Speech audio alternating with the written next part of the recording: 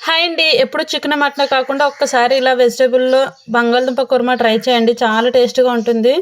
మళ్ళీ non veg జోలికే పోరు. అంత బావుంటుందనమాట. ముందుగా బంగాళదుంపను బాగా క్లీన్ చేసేసుకొని ఉడికించేసుకోవాలి. తర్వాత ప్యాన్ పెట్టుకొని ఒక అనాస పువ్వు, 4 లవంగాలు, 2 మిరియాలు, ఒక దాల్చిన చెక్క, 2 టేబుల్ స్పూన్ గసగసాలు, కొంచెం ఎండు కొబ్బరి కూడా వేసుకొని బాగా ఫ్రై చేసుకొని రోట్లో వేసుకొని కచ్చపచ్చగా దంచేసుకున్న తర్వాత మిక్సీ జార్‌లో కూడా వేసేసుకొని ఒక 4 వెల్లుల్లితో పాటు బాగా పేస్ట్ చేసుకోవాలి.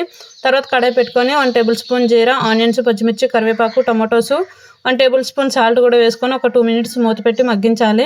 తర్వాత పేస్ట్ చేసుకుని గరం మసాలా పేస్ట్‌ని కూడా వేసేసుకొని కాస్త కస్తూరి మేతి కూడా వేసుకొని 1 టేబుల్ స్పూన్ పసుపు, 2 టేబుల్ స్పూన్ కారం, పావు కప్పు పెరుగు కూడా వేసుకొని కొంచెం వాటర్ కూడా వేసుకొని అడుగంటకుండా కలిపేసుకోవాలి.